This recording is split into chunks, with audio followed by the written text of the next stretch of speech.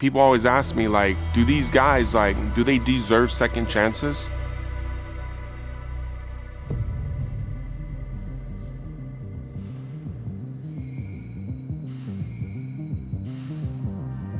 This machine shop is truly incredible. I mean, what a heritage. You know, amazing parts have been built right in this machine shop. They have a foundry, they got manual machines, they weld, they do lathes, they do mills, they do grinding. It's probably the first time this thing's been turned on in like 4 years.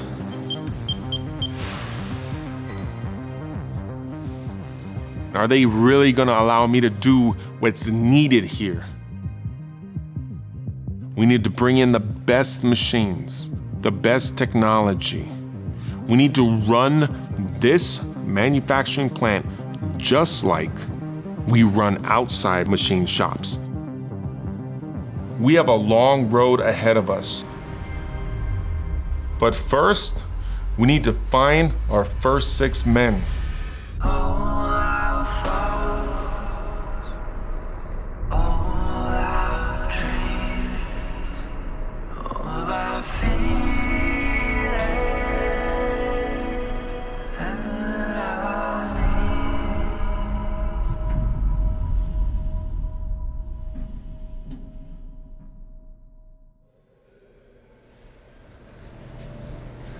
Well, the opportunity to work with Time would be a big step for me to become an entrepreneur of my own business as getting out of prison.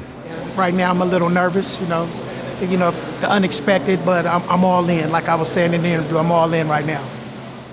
From my perspective, being in prison and have this opportunity is like motivating me to become a better person. It's a good experience because the guy's been in prison, you know. He knows what it's like. He's gonna know how to talk with us, how to deal with us. Knowing what's involved, it would be a chance to learn a career. If given the opportunity, this would be the crown jewel in my vocational training. I really feel that this stepping stone into the new frontier is going to be something big at San Quentin. Yeah, I'm really excited for this class to open up, and hopefully I'm one of the guys getting picked for it. I'm honored to be here. If I'm chosen, that's great. If I'm not chosen, well, I'll try again. He lost a great guy. How you guys doing? What's up, brother? Hey, smiling right there. All right. My man. Yes.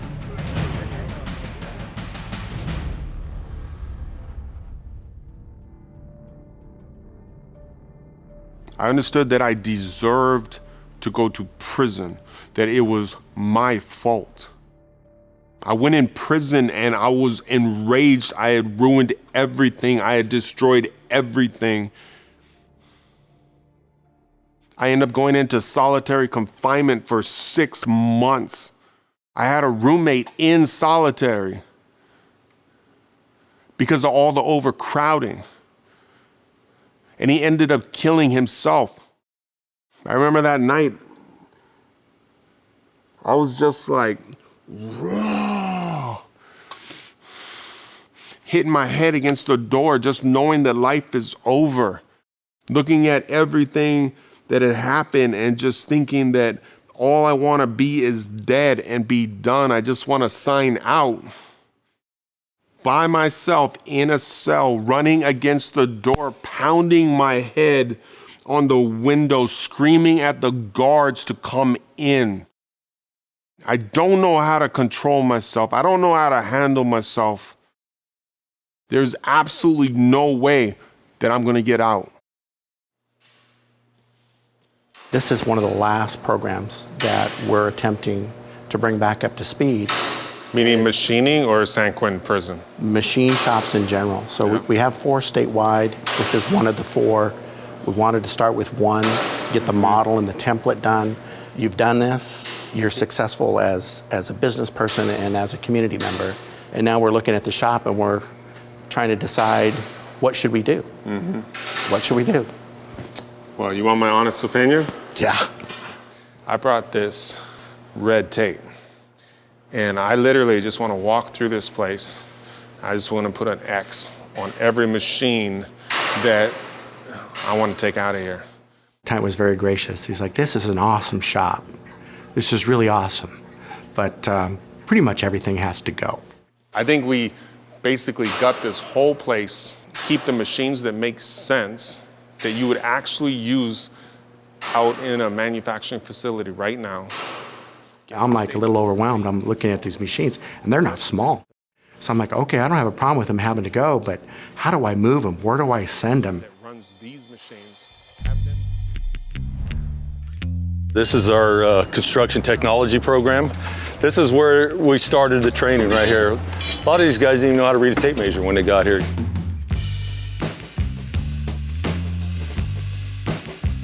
My students do a lot of projects for the institution here at San Quentin, and these guys are building stuff from the ground up.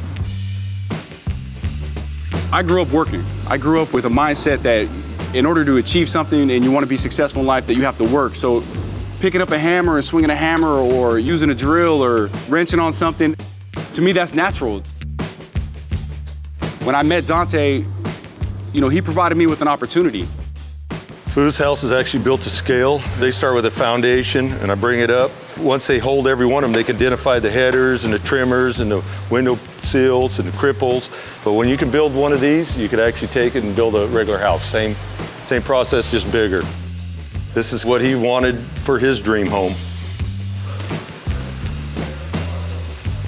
Part of this course, we teach a green technology for smart homes. They wire this all up. I have to hit different faults on it and kill certain things that died in the system, and they have to troubleshoot it and find out what just failed. Solar panel here, this is the photovoltaic that you'd see on a roof of a house.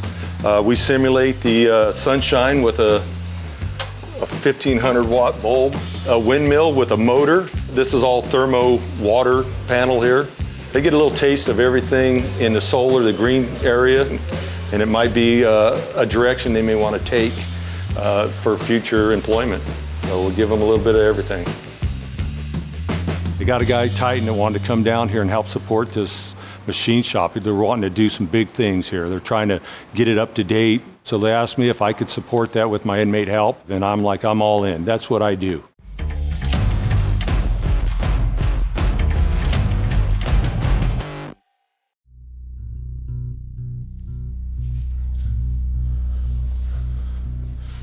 These big guys gone. Yeah. Demo this whole room right here. Okay. What we want to do is take these machines and we want to put them like, so you just see the face, like face, all the way down. Okay. And then you have another road that'll be like right here, facing those. He showed me what he was wanting to see out of this machine shop and build a new one, build new walls. We found out what we need to do. I got to figure out what it's going to take to lift this heavy equipment, unbalanced loads, get it out of there safely. That one's gone. This one stays. That's a saw, it stays. I see some challenges. Just put something under that side and just slide it all the way out. If we lose any of this product, if we drop it or it falls, it's potential for some serious injury and death. So we're having to step up our game at this point. And then that can stay, but we're gonna move it. This is gonna stay. This whole thing right here is gone. Yeah. It's asking a little bit more out of this training than what we normally do, but we're gonna get through this without anybody getting hurt. And those are older, and you want it at its standard height that each one is at, and you want it on a wall, so you're standing. We should look at an elite CNC machine, like you got the Haas machines right here. Stay with the same controllers, so each person can walk to a mill or a lathe with the same controller, which represents the industry standard, and one guy will be able to run all the machines. I already knew that this was a huge task. We know what we want, but to do it, it's gonna be incredibly difficult. And it's gonna take a long time. You wanna just keep going, but that's, I guess, kind of phase one.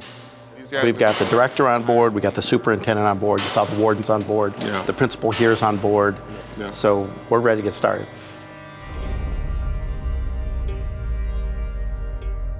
Went to maximum security prison. Came down to medium security. Halava prison on Oahu, Hawaii. I just started doing my time. By the time I got to medium security prison, I thought to myself, I'm going to start boxing again. I'm going to get out. I'm going to do something. I have a 3-year minimum on my 16. That means that I'm eligible for parole after 3 years. If I straighten up and start doing the right thing, I might be able to get out of here. And I started working for that goal. I got my classification reduced so I could go to a smaller facility on a different island. I had my son Tyson, who was 3 years old when I went to prison. My other son Chris was just born and I hadn't been able to see him. Going back to Maui would mean that I could actually go and see my sons. I started seeing my kids. I started dreaming again. Top Rank sent a letter to the parole board saying, we will give this guy a shot. He has what it takes to go to the top, to be the next heavyweight champion of the world. All of a sudden, I got hope. I moved to Las Vegas. I started fighting. I started winning my fights by knockout. My last fight, I'm working out with the heavyweight champion of the world. I'm working out with top guys that you see on TV all the time, and I'm dominating. And then all of a sudden, I go through a 2-week ordeal with a neighbor that threatens me, that threatens people in my complex, that assaults police officers and comes after me. I called the cops. I tried to do everything I could to prevent getting in an altercation with this guy. And the cops were just like, you gotta defend yourself. And when he came at me, I threw the same punch that had put me in prison. Boom. I was trying to do the right thing. I was training hard. I was running. I was going to the gym. I was just like, you know, I can be a good person. I can do this. I can leave my past behind me. I won't go out to the clubs. I won't do all this stuff. And yet, the next day I'm standing there and there's bloodstained concrete, thinking like, Lord, if like you're real, like why does this keep happening to me? Like I want to change my life. I want to do something. I called my manager from Top Rank Boxing. He's like, it's not your fault. We can solve it. And I was like, you don't understand. I'm not in trouble. I'm just done. I'm done hitting people. I'm done with this life. I'm done with like the destruction. I just want to have a normal life. I didn't know what I was going to do, but I packed my bags. I packed my car. I moved from Las Vegas to Sunnyvale, California, and got a job at a machine shop.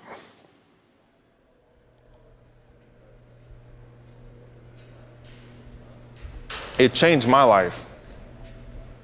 Walking into a machine shop, going through all the different things that I've gone through, and then just having this talent, it's kind of led me to you guys. He was like, man, I can only hire 6 of you guys, but it was like 12 or 13 of us there. And so my heart kind of sank because I knew some of the guys had more experience than I. It looked like a scene out of The Bachelor. You know, all these cameras here, and there's Titan, and out of these 12 people, he's gonna pick 6. The cameras were there, the lights were there. I hope I'm one of those 6 people because I really need this. You guys excited? Yes. Anybody got any comments, any questions? Or I talk a lot, so. What's up, bud? For us, you being here means more than you'll ever guess or know, because, you know, it's a restoration of hope. When the machine shop shut down, you know, a lot of us that were in here before, you know, we said, well, damn, where's our future? It's not just about learning how to build a part, but how to rebuild a life, and that's part of the process that you're helping us with. And we just want to say thank you for that, too. Thank you. Thank you. What's up? One of my biggest fears, you know, doing so much time in prison is, you know, just falling by the wayside. You know, watching the world pass me by And part of what has me so excited, you coming in and bringing us this current, cutting edge, right in the thick of it, these skills are, genuine and needed. That's awesome. And that's what builds me up, the excitement within, and wanting to be part of this. It's awesome, man. Any other questions? Who has you have the names, or? I think you had them on the book. I want to tell you guys something else too. Titans of CNC. Not Titans somebody, but Titans of CNC, meaning like, if you're in the class, you guys are the Titans. You know what I mean? It's got all the basics, it's got all the things. So the people selected, I wanted to make sure that you guys had something that you could take back to, your housing and actually read and look. So Titan walks around for a few minutes and he says, you know what? I talked to some people up at administration and I said, I've seen how these guys were fighting during the test and my heart just dropped, boom.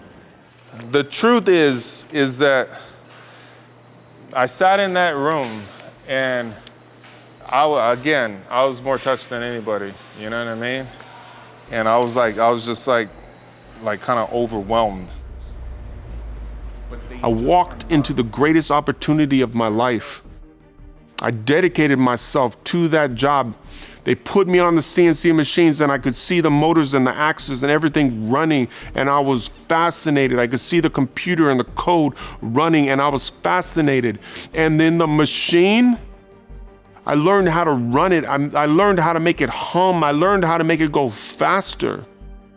And as I created art and dropped the times and made the company money, the owner of the company would give me more money. It just made sense. I started thinking to myself, I'm doing good in life. I want to become a better man. I started going to church just so I could get around normal people. And as soon as I started stepping on that positive, as soon as I started dedicating my Sundays, as soon as I started thinking and just working hard and just making it happen, my entire life started to change. I want to shake your hand. You're the first one, brother. Thank you. All right. Right on, man. You're in it. All right. Yes. Oh, we're posing for the camera. What's up? Boom. Boom. He gives a book to this one guy by the name of Joe. Joe's an amazing guy, phenomenal. He says, I saw you guys fighting in there for your lives. I can't choose, man. Everybody is in the program, guys. Yeah! Congratulations. Really good. Thank you. All right. Well, I was thinking, I'm not gonna make it. So when he did that, it was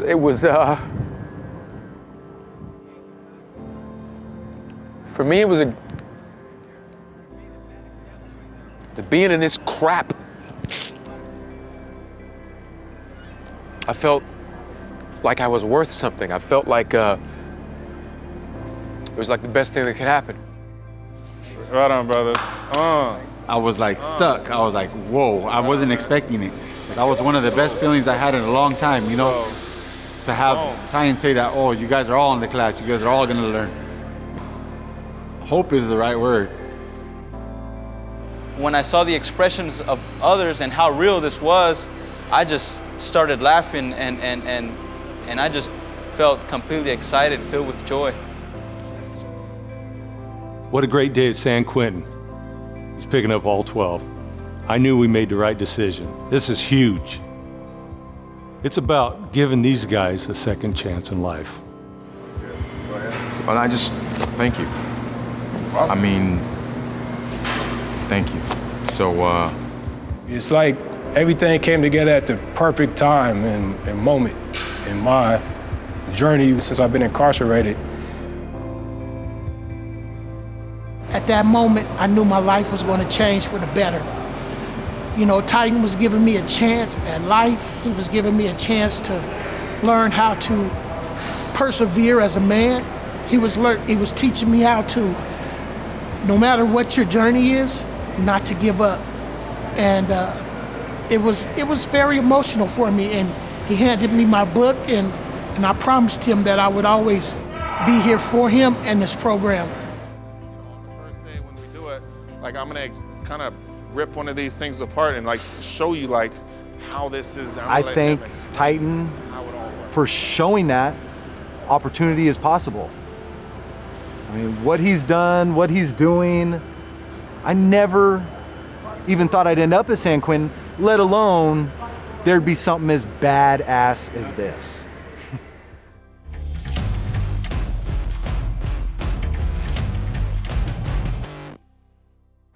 Who hasn't been in this shop before?